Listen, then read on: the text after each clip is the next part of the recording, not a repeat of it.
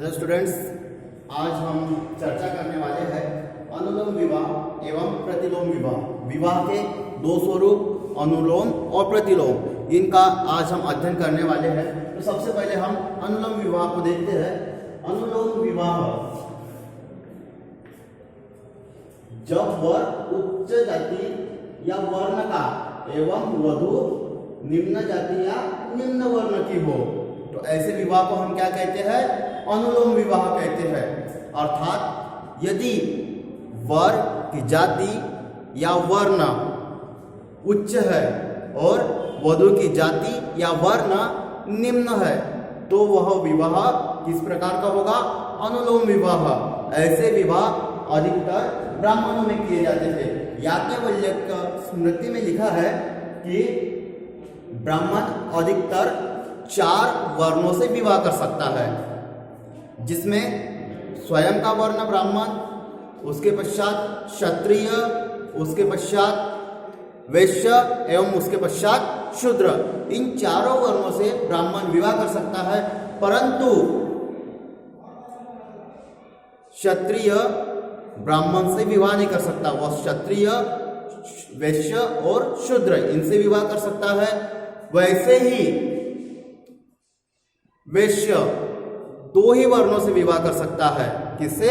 वैश्य और शूद्र से। परंतु शूद्र सिर्फ शूद्र से ही विवाह कर सकता है। वो न तो वैश्य, क्षत्रिय, न ब्राह्मण, किसी और से विवाह नहीं कर सकता।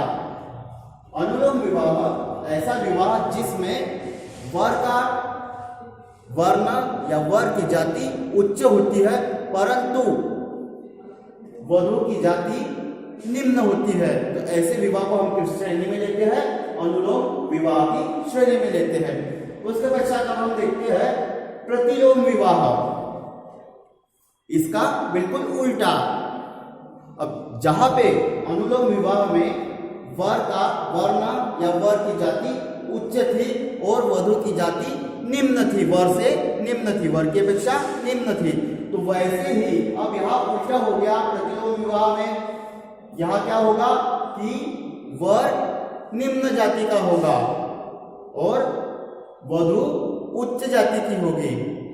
तो ऐसे विवाह को हम क्या कहते हैं? प्रतिलोम विवाह। जब वर निम्न जाति या निम्न वर्ण का हो एवं वधु उच्च जाति या उच्च वर्ण की हो, तो ऐसे विवाह को हम क्या कहते हैं? प्रतिलोम विवाह। यदि कोई पुरुष निम्न जाति का हो, निम्न वर्ण का हो और वह उच्च जाति या उच्च वर्ण की लड़की से या वधु से विवाह करता है, तो यह विवाह कैसा विवाह होगा? प्रतिलोम विवाह होगा। अब हम अनुलोम और प्रतिलोम विवाह के प्रभाव देखते हैं। अनुलोम और प्रतिलोम विवाह के समाज पर क्या प्रभाव है? इसका पहला प्रभाव हम देखते हैं, तो क्या प्रभाव है? उच्च वर्णों में दहेज प्रथा का प्रादुर्भाव। अब देखिए क्या हो रहा है। अनुलोम विवाह के कारण ब्राह्मण सभी वर्णों से विवाह करना चाहता है या कर सकता है, परंतु अब अन्य वर्ण की जो वधुएं है या कन्याएं है, वह उच्च वर्ण के वर से विवाह करना चाहती है। तो क्या हो रहा है?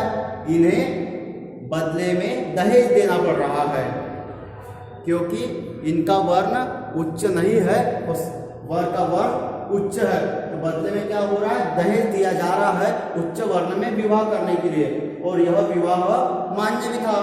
तो इस कारण क्या हुआ कि दहेज प्रथा को प्रोत्साहन मिला, दहेज प्रथा का उद्भव हुआ, प्रादुर्भाव हुआ या दहेज प्रथा का जन्म हुआ। इस कारण अनुलोम विवाह के कारण, क्योंकि इसमें लालसा थी वधु पक्ष के मन में कि हमारी वधु का विवाह ऊंचे वर्ण में हो, ऊंची जाति में हो। फलतः वधु पक्ष वर पक्ष को दहेज देता था।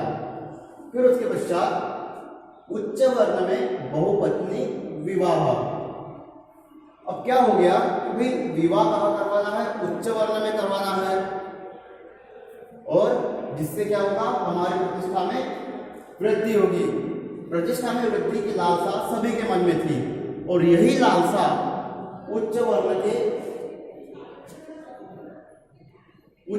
के युवाओं के लिए बहुपत्नी विवाह का एक कारण बनी। कैसे? हर कोई चाहता था कि हमारी पुत्री उच्च वर्ण में जाए, तो इसके लिए क्या हुआ कि हमने अपने ही वर्ण के योग्य वर के लिए वधू को देना मुनासिब नहीं समझा। हमारे ही वर्ण की यदि वधू है और वर भी हमारे वर्ण का है तो हमने उनका विवाह करना गलत समझा, क्योंकि हमारे मन में लालसा थी कि हम अपनी पुत्री का, अपनी वधू का विवाह उच्च वर्ण में करें।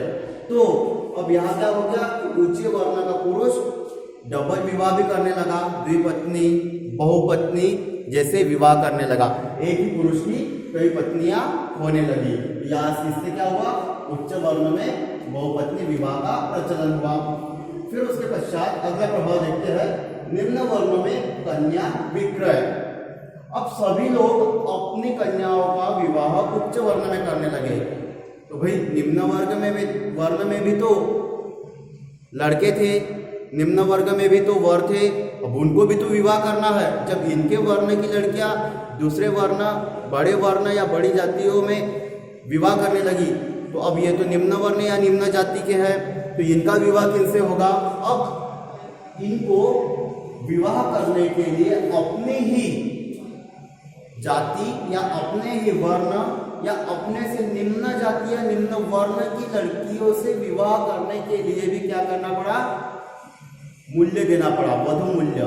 अब वर पक्ष वधु पक्ष को रुपए देने लगा, धन देने लगा, बदले में विवाह होने लगे। तो इससे क्या हुआ? निम्न वर्ण में कन्या विक्रय को प्रोत्साहन मिला, बढ़ावा मिला कन्या विक्रय को। फिर बाल विवाह को बढ़ावा।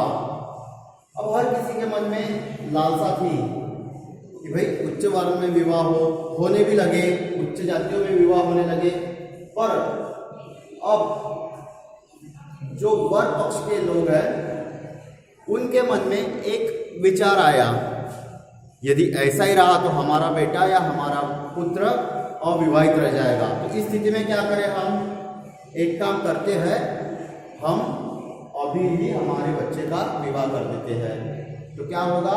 हमारे बेटे के लिए हमें बाद में बहू ढूंढने में दिक्कत नहीं होगी। वैसे ही लड़की पक्ष वालों ने बड़े होने के पश्चात हमारी पुत्री को अच्छे वर्ण में देना है तो हमें दहेज देना पड़ेगा, क्षेत्रीय भाषा में जिसे हम हुंडा कहते हैं। तो क्या करें इस स्थिति में? बाल्यावस्था में ही हम उसका विवाह कर दें, जिससे बड़े होने के पश्चात या विकसित आयु में पहुंचने के पश्चात हमें उसके विवाह की फिक्र नहीं रहेगी और उसके विवाह के लिए हमें दहेज नहीं देना पड़ेगा। तो जिससे क्या हुआ? बाल विवाह को प्रोत्साहन मिला, बाल विवाह को बढ़ावा मिला। उसके पश्चात अगला प्रभाव है बेमेल विवाह। बेमेल नाम से ही सिद्ध होता है कि जहां पर किसी प्रकार का मेल नहीं, न तो वर वधु के अनुकूल है, न तो वधु वर के अनुकूल है। हो सकता है कि वर बूढ़ा हो और वधु नाबालिग हो, या बालिग भी हो तो वर की अपेक्षा कई वर्षों का अंतराल हो दोनों की आयु में। तो इस प्रकार के विवाह होने लगे। हो सकता है कि कोई बीमार व्यक्ति हो, उसके पास अच्छी संपत्ति हो, उससे बेटियों का विवाह कर दिया। हो सकता है कि कोई व्यक्ति 70 साल का हो और उसका विवाह 20 साल की लड़की से कर दिया। तो इस प्रकार के बेमेल विवाह भी अनुलोम विवाह और प्रतिलोम विवाह के कारण होने लगे। फिर उसके पश्चात बाल विधवाओं की संख्या में वृद्धि।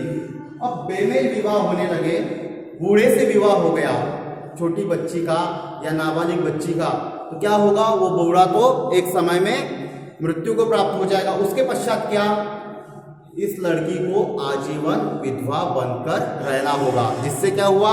ऐसी कई छोटी छोटी बच्चियां बाल विवाह का शिकार बनी, बेमेल विवाह का शिकार बनी और पति की मृत्यु के पश्चात विधवा के रूप में अपना जीवन यापन करने लगी, जिससे बाल विधवाओं की संख्या में वृद्धि हो गई।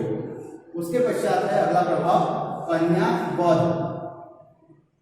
उच्च वर्ण में या ऊंची जाति में विवाह करने की लालसा के कारण क्या हुआ, दहेज देना पड़ा। और यदि हम दहेज देने में सक्षम नहीं है तो हमारी पुत्रियों का विवाह कैसे होगा, यह डर माता पिता के मन में घर करने लग गया। और इस डर के कारण संतान प्राप्त होते ही या बच्चों का जन्म होते ही यदि वह कन्या संतान है, लड़की है, तो उसकी हत्या कर दी जाने लगी, जिससे क्या हुआ, कन्या वध की संख्या बढ़ी, कन्यावध को बढ़ावा मिला और कन्याओं की हत्या बढ़ती गई। तो आज हमने देखा अनुलोम और प्रतिलोम विवाह एवं उसके समाज पर पड़ने वाले प्रभाव। तो अनुलोम विवाह क्या है? अनुलोम विवाह ऐसा विवाह जिसमें वर उच्च वर्ण या उच्च जाति का हो परंतु वधु निम्न जाति की हो, तो ऐसे विवाह को हम क्या कहते हैं? अनुलोम विवाह। उसके विपरीत, ठीक विपरीत बिल्कुल, जिसमें वधु उच्च जाति या उच्च वर्ण की हो परंतु वर निम्न जाति का हो, ऐसे विवाह को हम क्या कहते हैं? प्रतिलोम विवाह। तो ये था आज आपके लिए अनुलोम और प्रतिलोम विवाह।